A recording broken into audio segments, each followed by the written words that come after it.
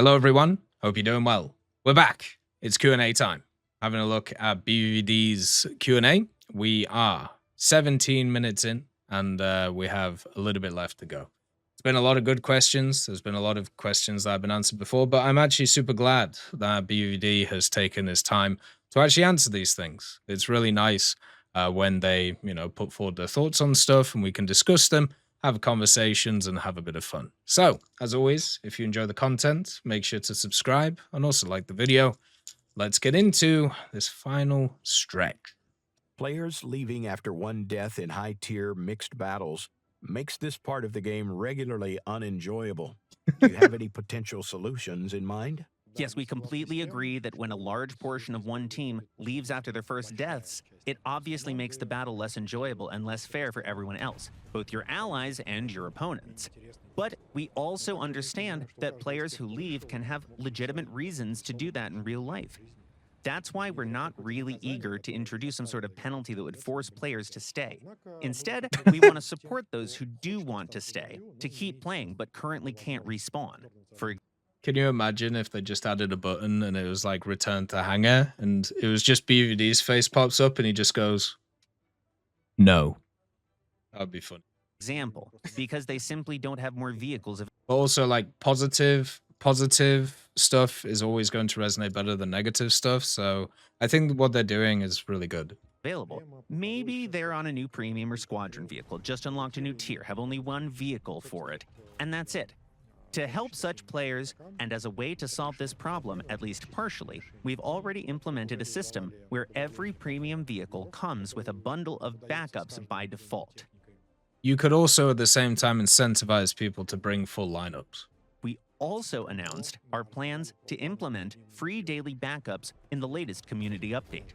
On top of that, we're exploring other ways to solve the issue. For instance, by adding a random vehicle slot in ground battles, similar to how it works for aircraft in naval battles. That way, players without a suitable vehicle for their current battle rating could still respawn using this special additional slot, where a random vehicle would be provided for them. This would let even single vehicle players respawn more than once, especially when combined with the backup mechanic. So he's completely right, where like they've done a million things to try and get people to stay in battles. Okay, so they added the backups. They've just done the daily backups. They're adding in the naval mechanic to ground. What they've also done at the same time is they fundamentally changed how research works and activity works and all of that to try and incentivize people to stay in the battles longer, because you get more research, you get more SL. Like, if let's say you have 2,000 score, right? If you have 2,000 score over, let's say, 3 minutes, you get the same amount of, you get less kind of overall rewards if you had that 2,000 score over 10 minutes. So activity time and time in general is quite a large factor in the way that research works when it comes to War Thunder. So they've also made it so repair costs are now on a curve. So you don't always pay the max repair cost. It changes based on time. So the longer that you survive in battle, the higher your repair cost is. But that means if you die really quickly, then you actually pay less. They also, for premium players, made it if you go negative SL in a battle, you don't actually lose that. The SL loss is cancelled out to 0. So they're doing all of these different things to try and incentivize people to stay in the battles.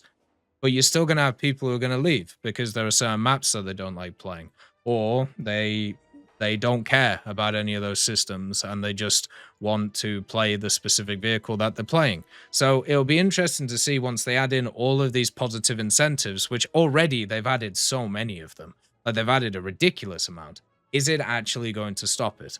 And my answer is no, because I've been pretty adamant about this for years, and no matter how many incentives you give people to stay in the battles, fundamentally you cannot, especially at high tiers, keep them in the battle if the power positions aren't taken in the match.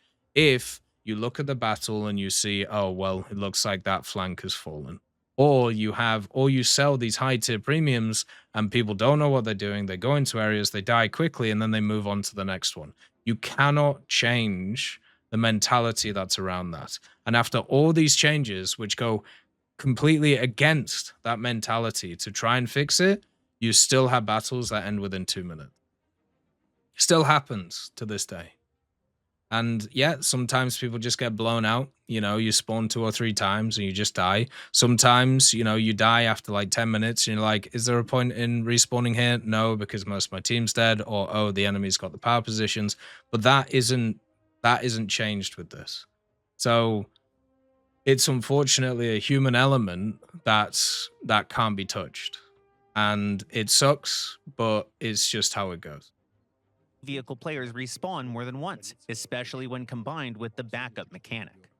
In a PvP game, it's frustrating to be killed by something you can't counter. New FNF missiles. New? How long's the Maverick been in the game?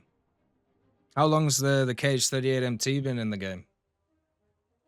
You know, I love it how this is now an issue just with helicopters. It's not an issue with everything the last like 5 years. Is this something you consider when adding powerful weaponry? I hope he just goes, no, I want you to suffer. Like, once again, like, how do you think he's going to answer this? Yes, I want you to hurt. I feed on your pain. No, he's just going to go, it is a factor, but we have to balance it out with all of the other mechanics. Yes, we do. However, oh, really? in any kind of asymmetrical gameplay, situations like this are the natural result of that very asymmetry. For example, a piston-engine aircraft with the bomb engaging a tank without an anti-aircraft gun is an encounter even less fair. Wrong. Because it takes way more skill in order to actually actively target that vehicle. But sure. In fact, in the game, target-seeking missiles launched from aircraft or helicopters can be very easy to evade. Just if you know they are coming, BVVD, which only recently you added long smoke trails to certain ones. But that means you have to focus on what's in front of you, what might be in the air spawn, what might be in the helicopter spawns, and on certain maps, you literally cannot see them coming in. So do not hit me with that. Simply by hiding behind a cover or deploying smoke. Just hide behind cover, bro.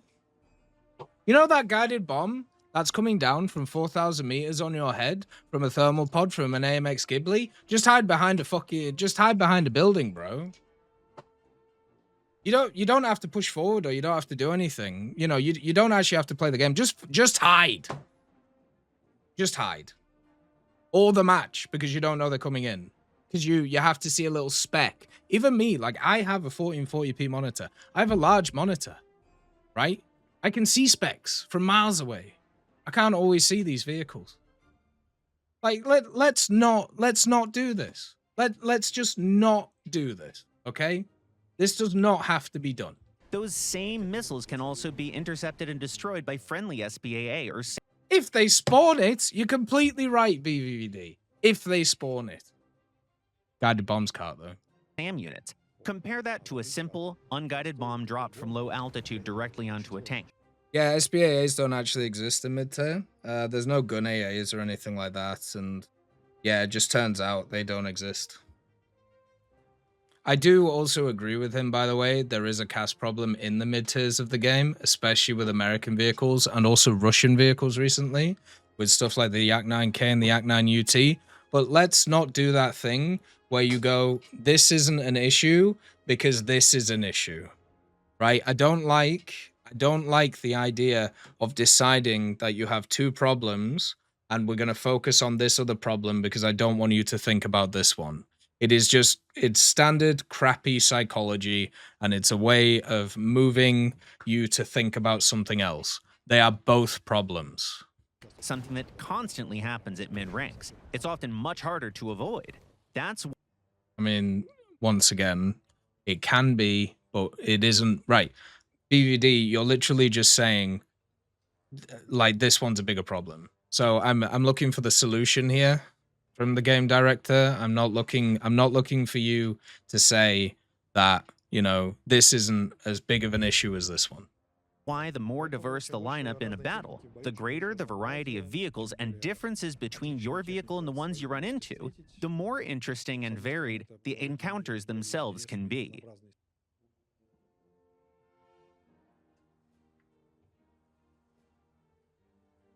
Unfortunately, that also means that some of those situations will inevitably feel unfair to one side.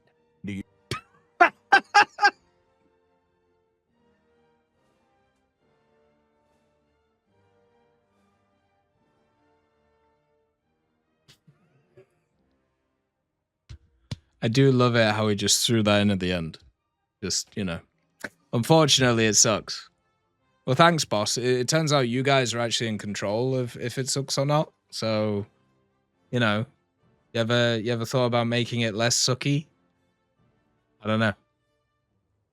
Not sure. Seems a bit weird. You have plans to add regenerative steering into the game. Implementing a realistic turning system that simulates double differential steering could indeed reduce power loss during turns. However, it would also make vehicles less maneuverable compared to the current turning model, which simulates clutch and brake steering.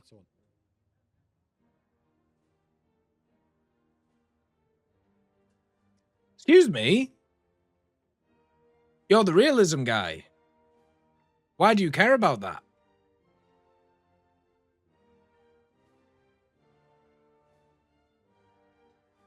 I remember... Wait. That shouldn't matter.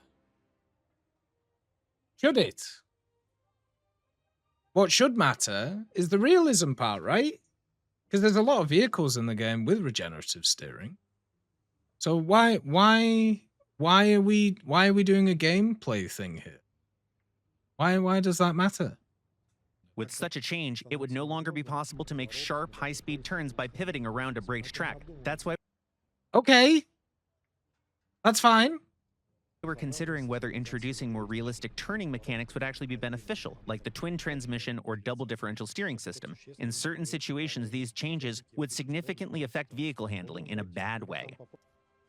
That's your opinion.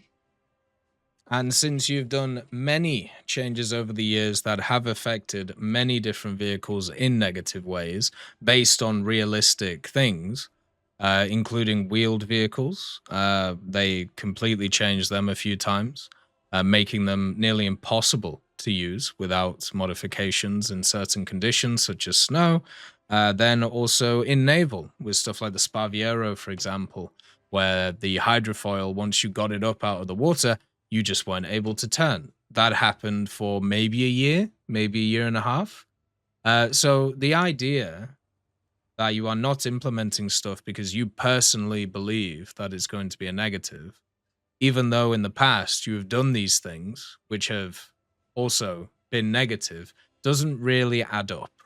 And it seems very weird because if we're taking this logic, if we're taking the logic of not making things realistic or not adding things that would make things realistic because they would nerf certain situations, we are going away from the idea of realism and balance and going towards you basically just creating an arcade game. So this is the whole you can't have your cake and eat it too mentality. And it's something that Gaijin has been sat on the fence about for ages. We want things to be realistic. We also want them to positively impact gameplay when we want them to. Because there's been many different things over the years that they have made realistic that have negatively affect vehicles. For example, the Roland, the Florak Panzer. They are worthless nowadays because of the missile changes. The wire-guided ATGMs. These vehicles needed a year to get back to at least being usable when it comes to their set of vehicles. What about certain guns, which are way more accurate in the game than they are in real life, or even the opposite when it comes to the realism angle? You've got to be super careful with these things because you end up in a situation where it just comes down to personal opinion. And that means if people disagree with your personal opinion, It's unfortunately on your head, and it's not on anybody else's, because you haven't given yourself the wiggle room to say it's another reason. So if you're basing it on feelings and belief, you're going to have a real problem. And that's the problem that you run into when dealing with the Chinese guys, unfortunately, because that's exactly how they see it. We're considering letting players try this out on a public test server first. Based on your feedback, we'll decide whether to implement it in the main game. So they can do it, they just don't know whether they want to do it. And also, testing on dev servers will be interesting. There are situations where one team has 4 top BR players and the other 1. This makes the match less fair. Can the matchmaker match these 4 players on either team as a guarantee? Matchmaking doesn't just limit the number of players with top BR vehicles. It also uses several other rule sets to make matches more balanced. Could you name them? Because I've been told in the past that matchmaking is random. It's just a 1-0. It's just a 1-0. It's just a plus or minus 1-0, right? And then you have a player distribution where the top BR level of that can be 25% of each team. So that would be the 4 out of 16, right? So that is the matchmaking rule we know. What are your other ones? Because there's been many community managers over the years that have said there aren't any. And you've just said there are. So I'd like to know what they are. Because once again, we're going into that trust area again. And you don't want to be on the wrong side of the trust area for obvious damn reasons. There are other matchmaking things that are known, such as the bomber one, right? Which is, of course, the fact that you can't have more, I think, than 4 bombers on each team in a realistic battle. But that is, you know, one that's known. I want to know what any of these other ones are. For example, it restricts how large the total BR difference between both teams can be. But it's important to understand that Do you mean that it's a 1-0 difference? That's the rule? What about the other ones? Come on, keep naming. even if you were to play 20 to 30 consecutive matches in perfectly balanced teams where everyone was using Never mind. We're not going to get him. Sad. vehicles of the exact same battle rating, even the same model, you would still sometimes stomp the enemy very easily, and sometimes get stomped just as easily. You might end up winning or losing 80% of those matches despite the identical setups, even though everything was perfectly balanced, even though you were all sitting at the same BR using the same vehicle. That's because the outcome of a battle depends not only on the vehicle, but on the players themselves. And also the maps. The maps play a big part, but the major thing that is, he is completely right. It even can be down to like mindset. Like maybe like one day you have like a positive mindset, next day you have a negative mindset. Like all these things are taken into account, but that's not the issue. The issue is we're trying to limit the amount of things that are out of your control, right? So it isn't the fact that there's all these other factors. All those other factors can be random based on humans, right? Humans are random beings. They can be completely different from even like 1 hour to the next hour. But if there are specific rules that are put into place that also add variance, then that needs to be known, because then you have to take into account those factors when you're playing the game. And if you can't take into account those factors, then that adds to even more randomness. On the other hand, the stricter the matchmaking rules are, the longer the wait times become. We've Which is fair. mentioned this before. In some cases, it might even become impossible to find a suitable match for certain players at all. As a result, those players would be unable to play and would leave the game for good. I think what he's talking about here is when people bring up the idea of having what's it called, like MMR matchmaking, for example. Like so if you're like a really high MMR, you're gonna just sit in queue times for ages, and if not enough people are there, then you know you're not gonna be able to find something. I can't remember what is it called in like FPSs, where they do like they try and balance matchmaking out, but it never actually works properly. The one where it's like, okay, we're gonna match like a bunch of like gold players versus like one like platinum or one like diamond player and then 4 bronze players. Yeah, SBMM. Like I'm pretty sure War Thunder doesn't have SBMM. Maybe they tested it like back in the day, but I don't know. I think that's what he's talking about, but I'm not entirely sure. I want to say is that at the end of the day, setting up a matchmaking system is always a compromise between tighter balance, which only partly determines the outcome anyway, and reasonable queue times. Yeah, and this is I've said the same thing for years. Like, this is another one of those things which it's very hard to get into people's heads. If it doesn't matter what the matchmaking is if you can't get into a game. So I've played some games that I've just died over the years and having to sit in queues for like 10 to 15 minutes to maybe find a game. There was it the guys that made Borderlands? They made like kind of one of those MOBA games, Battle Right or something like that. I played a bit of it, but the game there just wasn't enough players, so you never found a game. So unless you were kind of queuing with people, you might find a game, but it would be against AI. So you just kind of stomped them. There was some other games like Paragon, for example. I really enjoyed Paragon. I thought it was a fantastic game. It has actually been brought back, I think, as like a Battleborn. Thank you, Sneaky. Yeah, Battleborn. Paragon was a great game. It was made by Epic Games.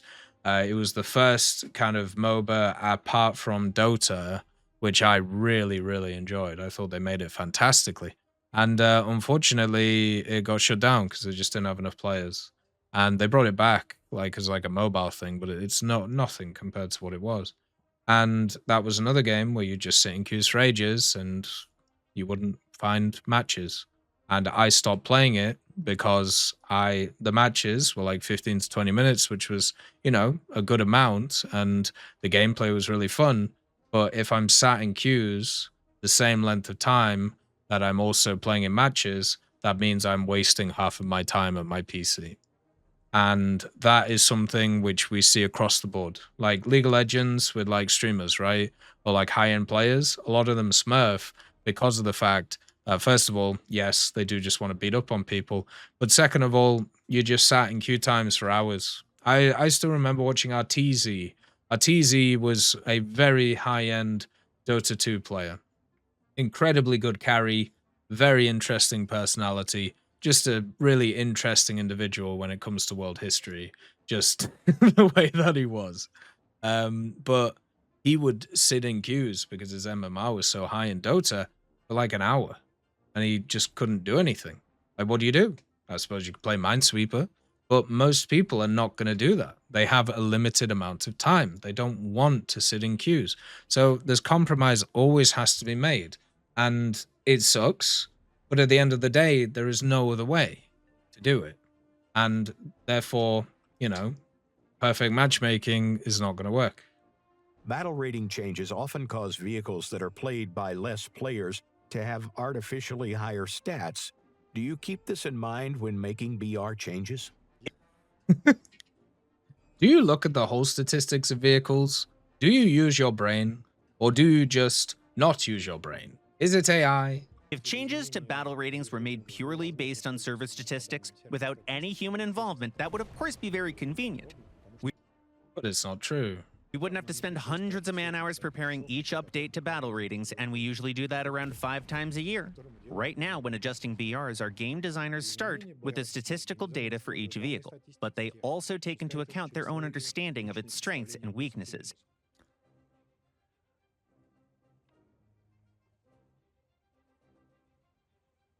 I read a paper a few years ago it was written by a game developer, and he was talking about how there are different ways that you can balance your game. So you can either do it from a statistical point of view, you can do it from player feedback, or you can do it from basically your own understanding, your core, what you feel is correct. So you either have statistics, or you have player feedback, or you have the core thing. Now, Gaijin actually does a really good job of like doing all three of these. But even if in the most perfect system, you are going to have inconsistencies because 2 out of the 3 areas there are based on human opinion. And also, when it comes to player feedback, a lot of players, especially high skilled ones, which is usually the ones that people push for to be involved in these, are people who want to be able to do well in the game. So they are going to vote for stability, and they're also going to be voting for their favorite things to get even better. So, yeah, with these types of things, I would honestly say that if you are a person who is interested in how matchmaking works, who is interested in how this all goes, there are several different papers out there written by different game developers or like university lecturers, all talking about kind of like the game theory behind it. And it is really interesting. I did it like a few years ago, like read through a bunch of them, and also a bunch of like blog posts and essays, all from like different people talking about it. And yeah, it's just really interesting, and there's always going to be problems with it because unfortunately, at the end of the day, it comes down to gut feelings sometimes, and those gut feelings can be different depending on who you're talking to. Then we discuss those results as a team. The final step is to compile all of that and try to find a compromise, a balanced collective decision of some sort. After that, we collect player feedback on the implemented changes, and once we have it, the whole process starts again. From the outside, it might sometimes look like certain vehicles receive unfair or insufficient attention. That impression can arise because different groups of players tend to show bias towards particular vehicles, classes of vehicles, nations, etc. Something that becomes quite noticeable when analyzing feedback gathered from various platforms. And let's not forget, the game already features almost 3,000 different vehicles. It's entirely possible that something slips through the cracks. That's why we always encourage you to take part in the discussion of BR changes, share your thoughts, agree or disagree with other members of the community. We make every effort to listen carefully to your feedback and take it into account. Here's my feedback. You need to do more micro changes. Instead of doing these massive macro changes where you do a bunch of BR changes to a ton of vehicles, you need to have a look at more micro stuff. It is very obvious when certain things are massively overperforming. And that's usually based on they are played a lot, and at the same time they are doing pretty well while also being played a lot. This has happened with several premiums over the years, T58, Term 3, for example, even like a lot of the AAs, the mid tiers for ground, the KV1B was just for some reason a vehicle. I would love to hear a dev's opinion on why the KV1B didn't go up in BR for the longest time and then went up in BR, because they just kept saying over and over again, well, the firepower's too weak, while you had veteran players running around getting 11 kills a game and not dying. So like I would love that. I would love that opinion part to be discussed, because especially since when you have a bunch of people who are making these decisions, who are developing the game at the same time, and then also they are expected to play all of these areas at the same time too, how much of like an actual game experience set can you actually have from it? So yeah, it's just very odd how some of these decisions are made. I agree that some things can slip through the cracks, but even ones that were brought up a million times. The other thing we also need to do is we need to ban everybody on the forums who is using AI to create these goddamn essays about why vehicles should move in battle ratings. So just get rid of them so we can actually have proper discussions about these things. When will we finally get proper No! big maps for MBTs? Save me! Or even finally a tank RBSB EC mode? Oh! The game already features ground maps of all kinds of sizes, from 1 by 1 kilometer or a bit larger all the way up to 4 by 4. All of them are equally present in the map rotation pool for high-level tank battles. However, it's important to understand that because players can use the map filter system to exclude locations they don't enjoy, the effective map pool, as I mentioned earlier, can become noticeably smaller. But that's not because of any sort of developer-run dictatorship. We don't have much say here. It's the result of what is effectively honest, democratic voting by the players involved in this game mode. Remember when I said this? Like a year, 2 years ago? When they implemented the map preferential stuff, it wasn't just the fact that you could ban a map. It was that you could like and dislike maps at the same time. Now, this was positive because it meant you had more control over your matchmaker. But at the same time, it was also very positive for Gaijin because it gave them the stats that they needed to add to the other ones where they could work out what you guys liked playing. And that is more of a key detail than the ban, like, and dislike system. So that's why a lot of the maps that have been developed over the last few years have been very much designed for a specific thing. They've been all either like village maps with maybe a little bit of grass here, mostly like kind of city combat, because guess what? Those are the maps that most people liked, and also banned the bigger maps like Pradesh, like, you know, big Tunisia and things like that. And that's why they forced those maps to the top tiers, because everybody else just banned them. That's why, if you remember, when they brought in that system, they removed Boulogne Sumer straight away, and it hasn't been back since. Because that was a map that people hated playing, because it was too big and people were running out of fuel. So that's... They're straight up just following the majority. Now, whether that's correct or not, I personally think it's usually a good idea to follow majority opinion on these things, especially since this is not a vocal opinion thing. It is something that people are picking to improve their gameplay situation, right? Which I think is very important, because it isn't people discussing stuff. When people discuss things, they don't always say what they actually mean, or sometimes they obfuscate what they're saying by adding frilly crap to it. Whereas when you have a decision, a yes or no decision, which once again, other people cannot see, so it is just personal to you and just you, you are going to make the decision that benefits you the most. And what we see when it comes to War Thunder, with the amount of maps, or with the maps that people ban, with the ones that they like and dislike, it's very obvious that the vast majority of the community prefers these kind of smaller / medium-sized maps that have close combat. Now, you can agree or disagree with that, but it's just raw stats. Now, what I am interested in is seeing how that can be extrapolated to other areas. For me, I think big maps have a place. I think a lot of the big maps we have are very bad, mainly because the way that the spawn system works in War Thunder, after the first spawn, it's very hard to actually do anything on these maps. Because once people take the power positions, you just get annihilated. And that is the biggest problem. So, yeah. But yeah, they're literally just basing on player feedback, which is just raw data. As things stand now, the reality of tank battles at high levels is that most players prefer smaller maps and faster-paced matches. There you ones go. that relatively often end with one team being pushed back to its spawn simply because the distances between them are so short. Adding extra spawn zones to such maps isn't really feasible. There's simply not enough space. And even if we somehow did that, those new spawns would quickly fall under the control of the dominant team anyway, given how short the engagement distances are.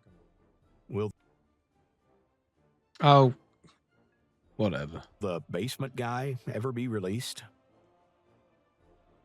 I asked you not to include this question. Why is it here?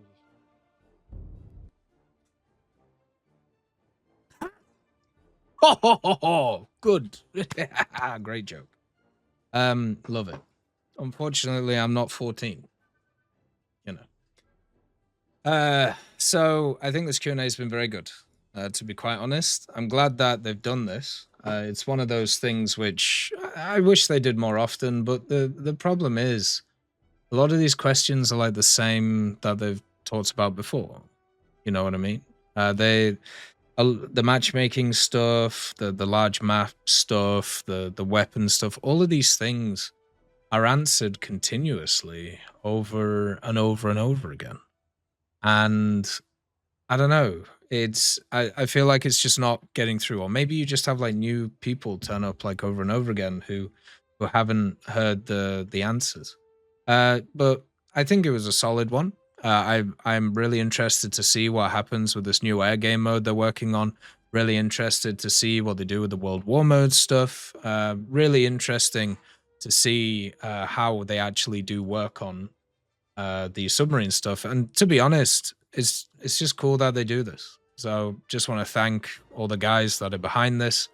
The questions themselves, I mean, as I said, it's up and down, but that's what always happens with these types of things, you know? And I wish they could just make like an FAQ, and whenever people like ask about specific questions, they can just go to those areas. And if people aren't happy with the answers, then there's not really a lot you could do about it, you know, because those are just the answers, especially since they're kind of like industry standards, or the reason why they exist is because if they did stuff in other ways, people wouldn't enjoy it.